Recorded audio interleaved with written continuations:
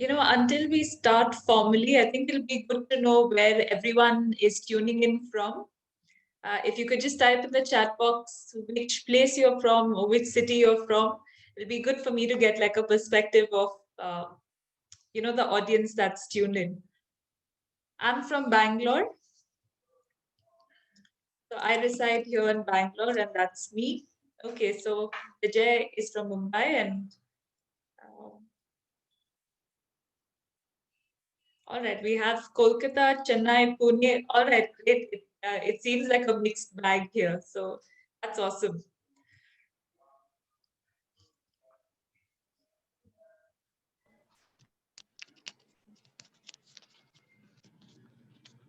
Hi, Shona. Hi, Daniel. We Yes. we can start. I guess it's 11:40, and once people come in, I'll admit that. Yeah. Okay. So let me just share my screen.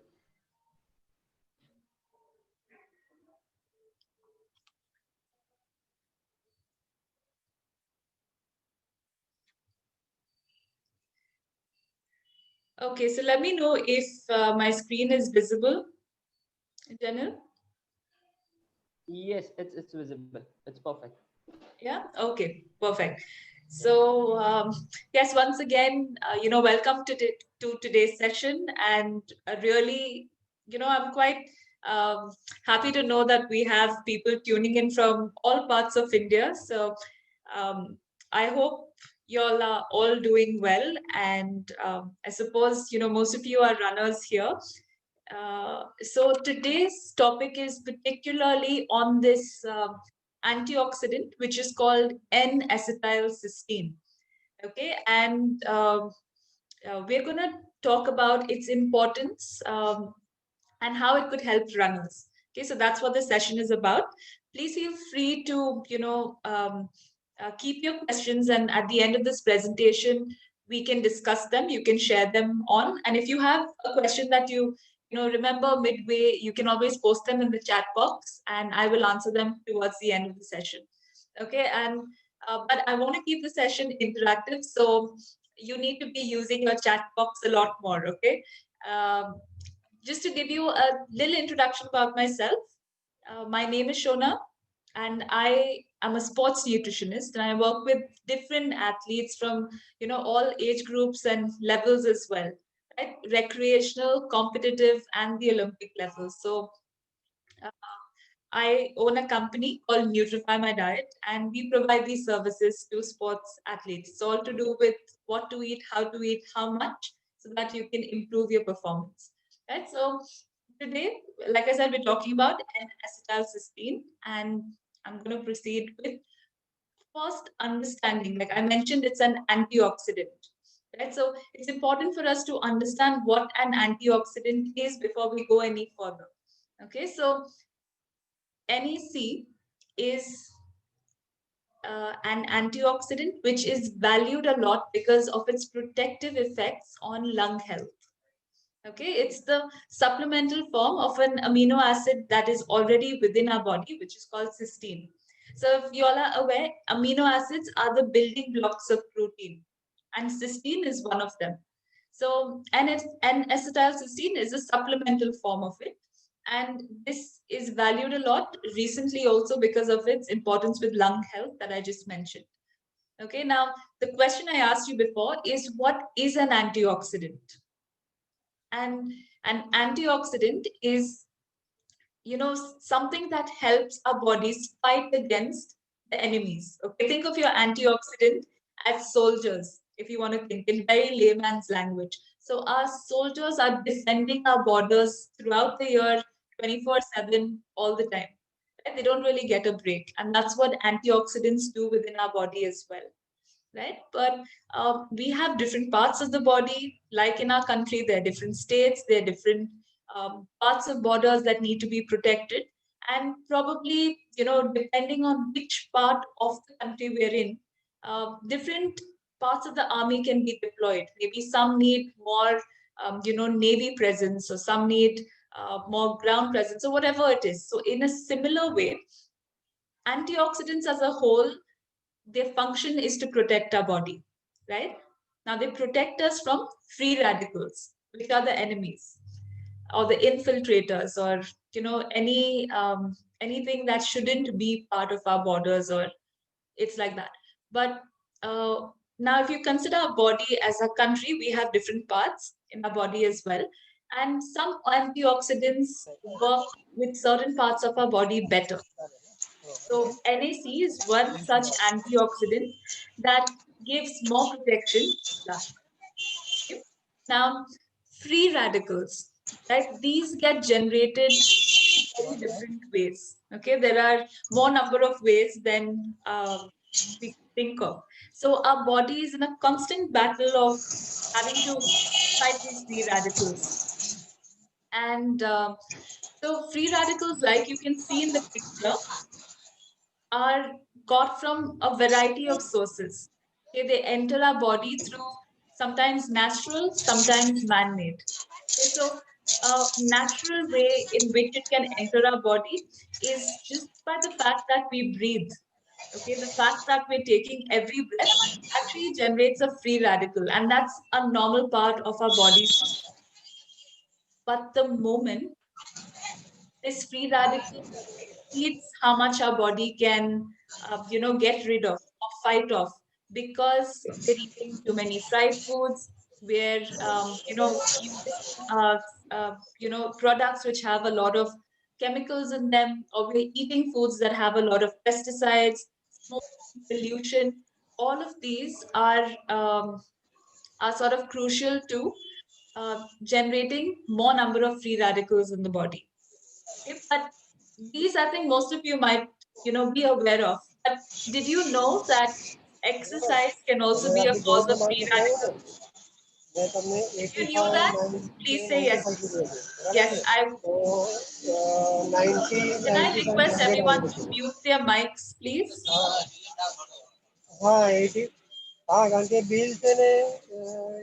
Just a second, let me see if I'm able to mute everybody.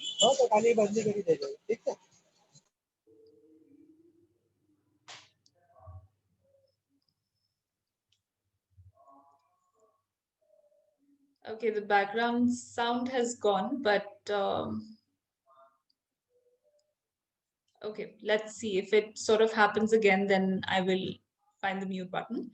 But yes, right. So we were just talking about free radicals, right? And I asked you a question whether exercise, did you know if exercise was a cause of free radicals? Especially when you're doing intense exercise, your body actually generates free radicals. So you might be thinking exercise is actually a good thing, right? But why does it generate free radicals? It's because during exercise, we're breathing.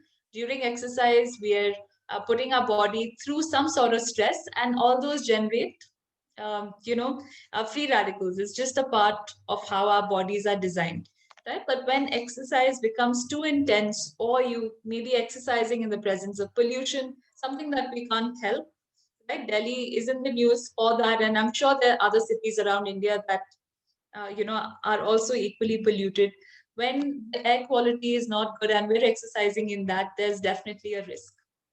Right? So it's important that we give our body that function. Again, when we're talking about runners, uh, runners are heavily dependent on, the young lungs are used a lot, just because of the duration of the activity or the run that they indulge in. If we're doing just like a warm up run, that's a very different issue. But when you're a runner, then minimum kilometers you may be clocking on a daily training could be 5 kilometers, 7 kilometers. You're doing high intensity sort of sessions through the week. If you're preparing for a marathon, you have a longer run over the weekend, and because of all of this, our lungs go through different sort of stressors through the week. Okay, and just to give you an example, to sort of round out what I meant by antioxidants and free radicals, oxidative stress is an example of what happens when the free radicals sort of outweigh antioxidants. So if your body is not able to have enough antioxidants and free radical production is more than the antioxidants can sort of fight or damage, this is called oxidative stress. And oxidative stress leads to a lot of different health conditions. Okay, to name a few, it could be diabetes, it could be arthritis, it could be heart conditions. But just for your simple understanding, it's and to visually sort of understand what it could look like, it's there's an example of an apple here, which again, because of the oxidative stress, it's getting brown and it's getting rotten. And that oxidative stress also causes our bodies to age faster. Okay, so at a cellular level, picture of the cells is what it really looks like. Right? So cells, we make a lot of cells during the day. We also and a lot of cells die in the process, right? But if there's too many free radicals, then we'll have more cell death, which is not really a good thing for the body, right? So now again, coming back to the antioxidant NAC, uh, this is uh, very important because it helps to resynthesize the master antioxidant of our body called glutathione. Right now, glutathione is the boss antioxidant, if you'd like to say, and then everybody else, sort of fall under it. So, in order for us to synthesize glutathione, our body requires NAC.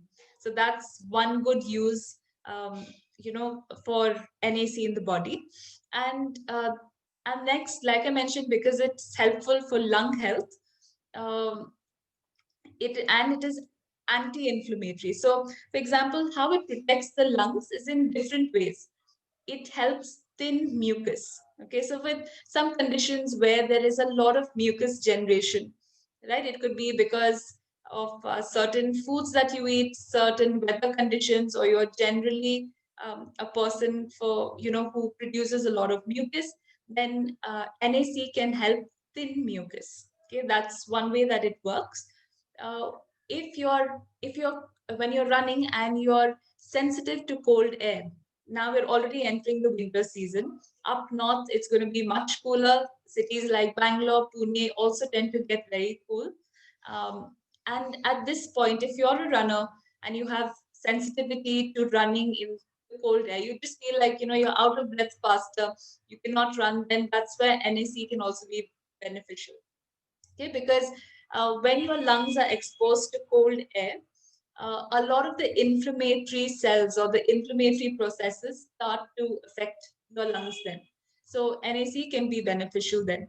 Now, somebody also has asthma, right, which is an inflammatory condition of the lungs, then NAC is useful there. So, like you can see, there are different conditions and ways where the lungs can get affected. And runners also are runners can have any of these conditions, and if you're a runner like that, then you should consider NAC. So the dosage that some of the studies that are done in is like a 600 mg dosage, right? And I have this Fast&Up product with me, which is the NAC product, and this is the 600 mg dosage. So per not capsule, per tab, which is the effervescence tab, it gives you about 600 mg. Could you tell me in the chat box if you've tried this supplement anytime for your running? It has vitamin C as well, so both of them are a good combination in terms of making sure you have good anti-inflammatory benefits.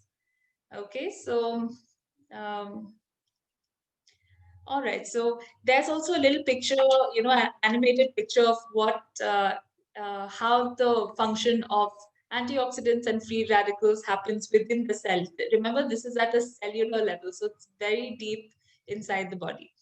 Okay. Also, I think this is more or less what we covered in the sense who can benefit from this. So if anybody with asthma, whether they're running or not, this is a good product for them to experiment with. I said cold sensitive lungs. They're living in a place that has bad air quality, right? And doesn't look like the air quality of the world is improving. So it's something that we could take as a proactive measure, right, instead of being reactive. Um, Now, training at very high altitudes also can cause stress on the lung, and this may help by being an anti-inflammatory agent. So when there's stress, there's inflammation, right? Again, to give you an idea, I've used the word inflammation a lot, but to give you a very, a simple idea of what inflammation is, just think of a bee sting, right? Now, if you've got a bee sting somewhere on your hand, it's going to turn red, it's going to get tender, it's going to get swollen, it's going to be painful. Um, and these same things happen internally, right, in our body. So that's what we call inflammation. And our lungs can also go through this sort of inflammation. Right? So training at high altitudes, cold weather, all of this can cause it. Right? But NAC is not just limited to runners, but I'm talking more about the benefits that runners can, uh, that where it benefits runners because of the particular topic. But with respect to PCOS, which is a hormonal imbalance condition in women, with respect to liver health, there are many other areas that NAC is also being researched upon. Right now, there are two questions coming in, one from Sushil and one from Harshit. I'm going to take this now because it's linked to what I'm actually going to talk to you about. Okay, so um, the question is, does slow and long running generate free radicals? Right now, any sort of exercise has the potential to raise it, but whether it is slow, whether it is intense, but more so when it is intense activity rather than slow. But if your slow and long running exceeds 2 or 3 hours, then it definitely can be a cause to, raise free radicals. Right now, if you are walking or running just 10 to 15 kilometers of brisk walk, again it depends in the environment you're running in, right? You may run in a very clean environment where the quality of air is good. It might reduce your scope of generating free radicals, but otherwise it may have the same impact. Right now, there's a performance benefit to taking NAC. The performance benefit is because it's an antioxidant, it has anti-inflammatory properties, and if athletes have to bounce back, like usually in our practice as a sports nutritionist, we want to make sure that athletes can bounce back, recover faster, bring down their inflammation, so that they feel more refreshed, energized, and they can just do their next day's training session with ease, right? But there's a lot of talk now and a lot of research that is around the fact that we don't have to always tackle inflammation.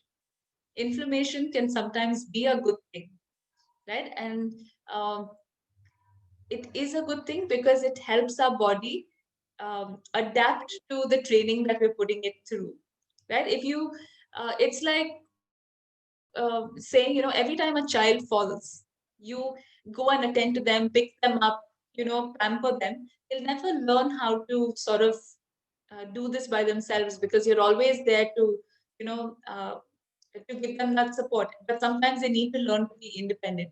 At the same way, uh, sometimes when inflammation is generated in the body, then we've really got to, let those processes happen, uh, sometimes because only then our cells get the right signal. There is glycogen resynthesis, there is, and your training adaptations take place, right? But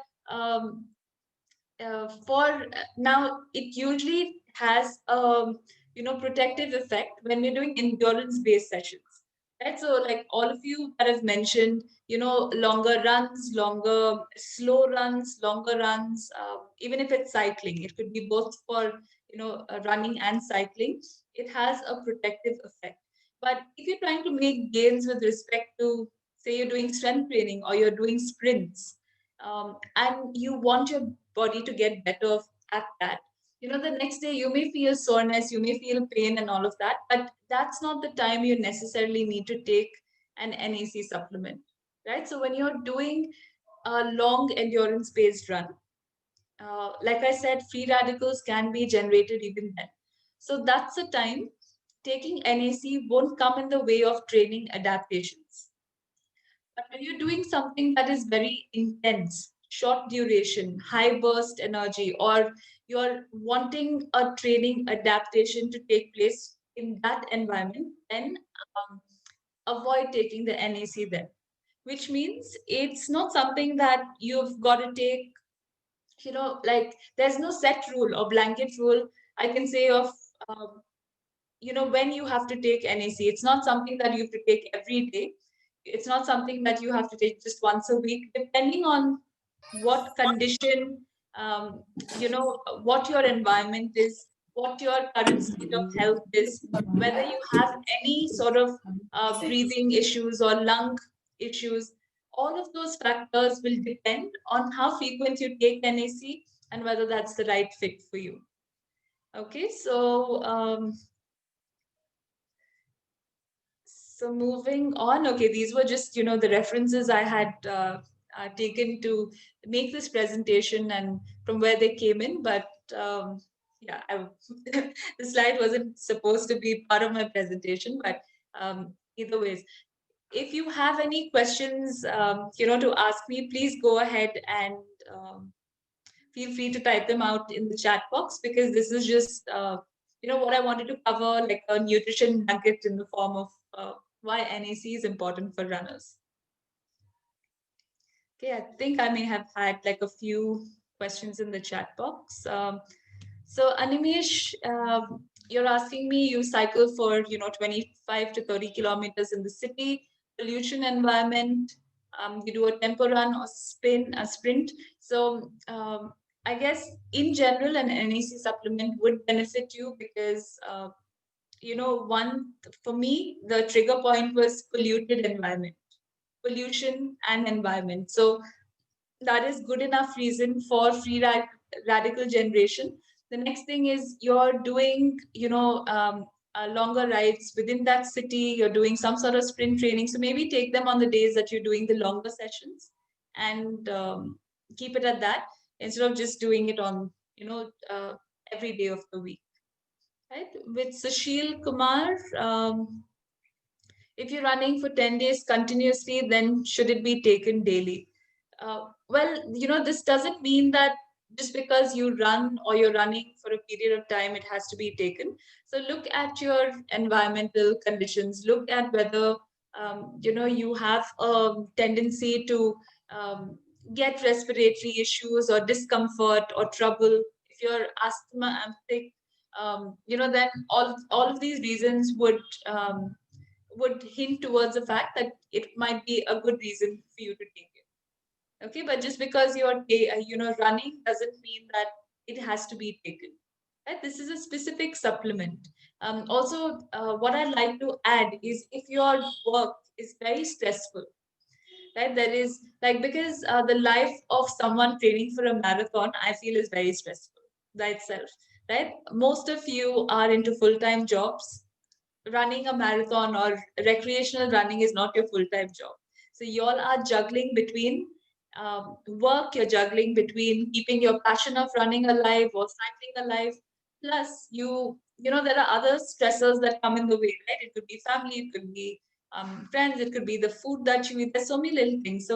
Um, so if your work stress levels are also high, and emotionally you're not in a very good um, space, then like I said, NAC is also the master, it synthesizes the master antioxidant in our body, which is glutathione, right? So it can be taken for anyone who's a non-runner, but as a sports nutritionist, I help identify and see, okay, whether you're the right fit for it, how long, what's the dose. So everything needs to be customized, right, in that aspect.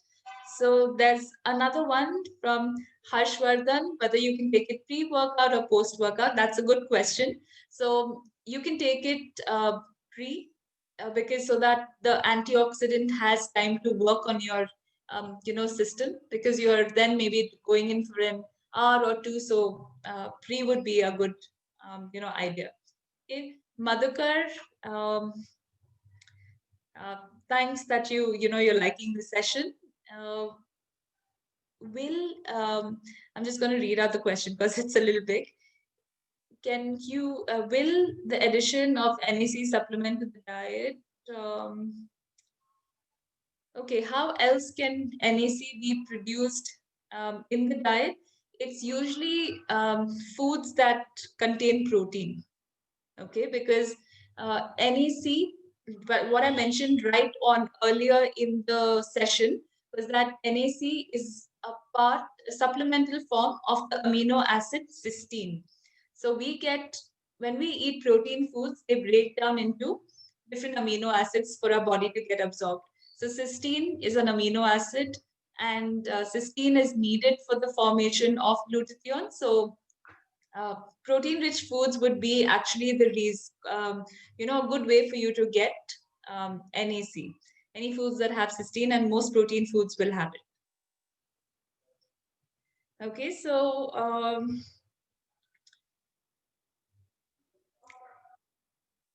all right. Is there anything else you want to ask me? I would like to actually ask you, do you know how you're getting enough antioxidants in a day?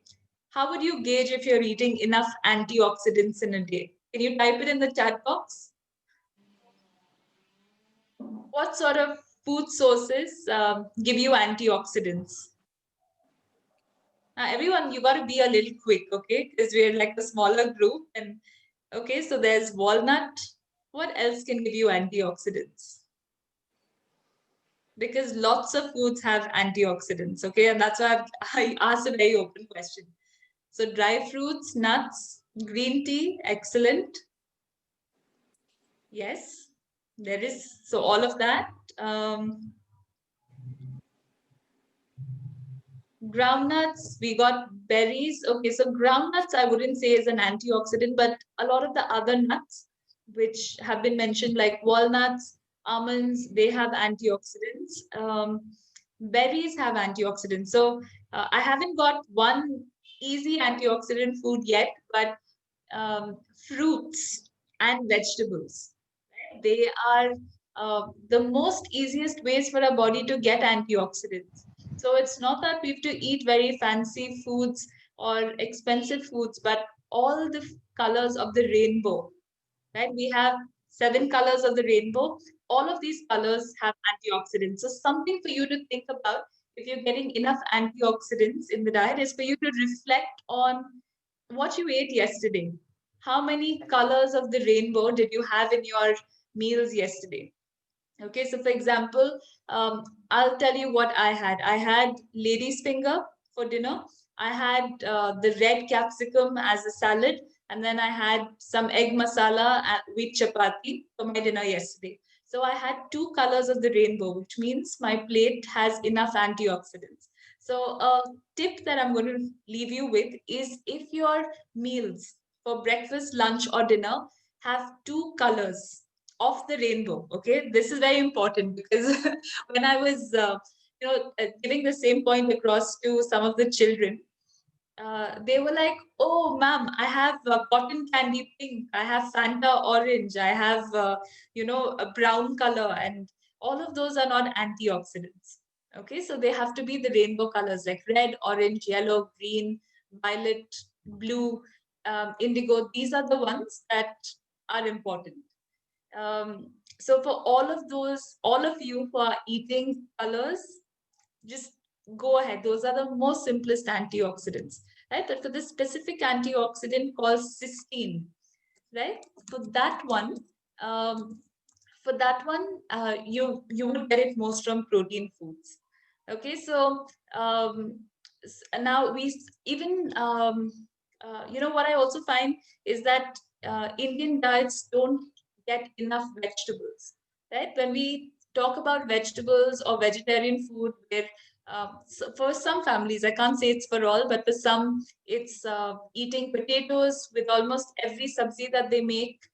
It's eating paneer, it's eating dal, it's eating, mushroom and going out. So we tend to get very less antioxidants. Okay, now I have a very, I wouldn't say tricky, but it's a question for you. Okay, just is banana, does banana give you antioxidants? Would you say it falls under the color of the rainbow?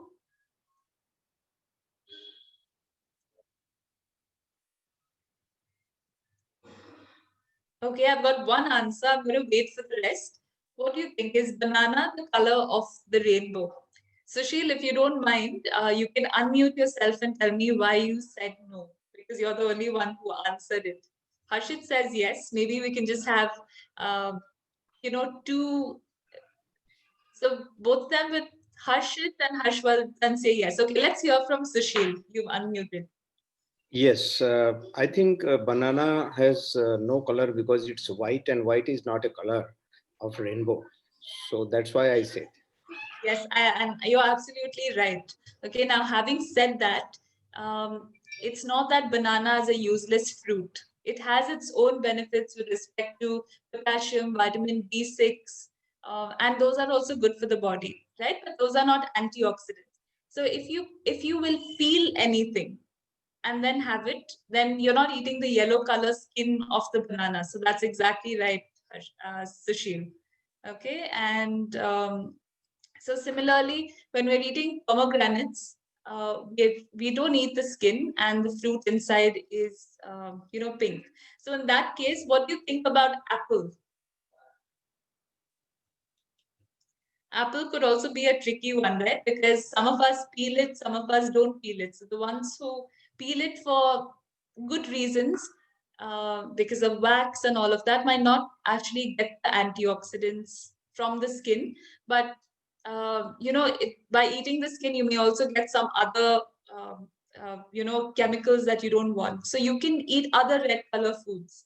Okay, that could be watermelon, it could be pomegranate, it could be capsicum. So we can get, or even these green, leafy, red leafy vegetables like amaranth and all of that. So there are many different foods that you can eat to get your red color.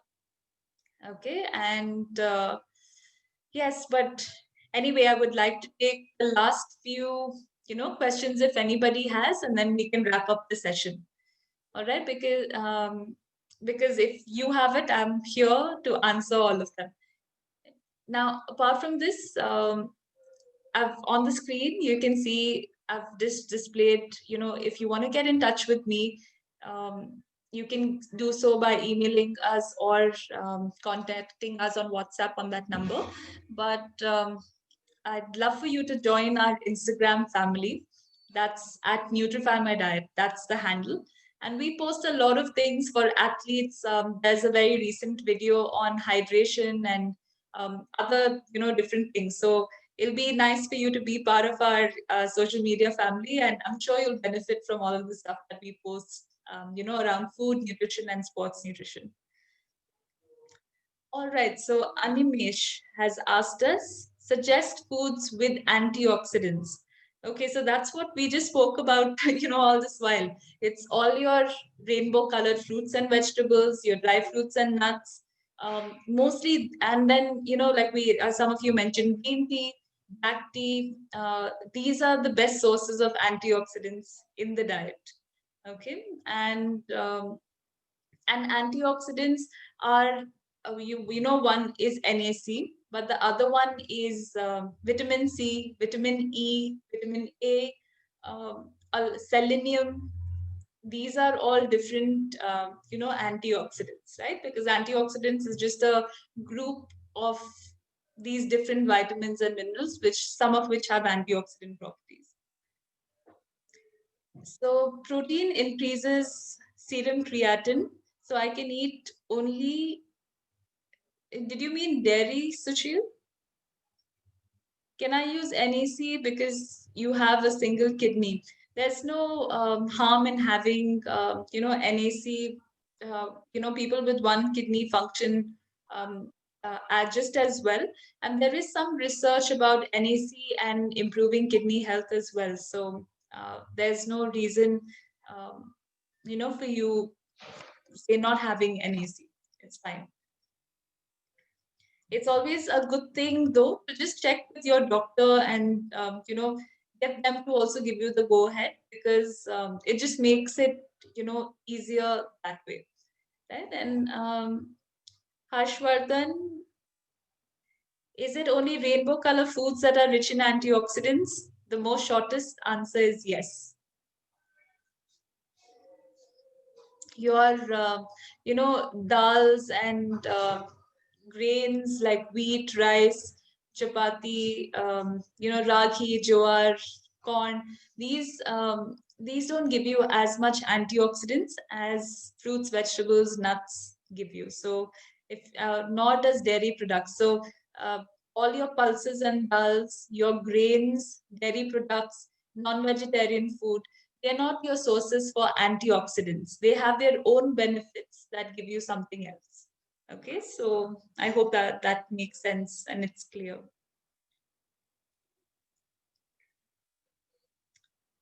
All right, so I think we're ready to wrap up. I'd like to see it now. I'm going to open my Instagram handle and see if we have some of them, especially the ones who've been interactive. I like we believe in doing three things as part of Nutrify My Diet, right? One is to nourish. Nourish is making sure that you're eating a good sort of meal plan, which has your antioxidants, fiber, energy, and all of that that you need to lead a healthy life.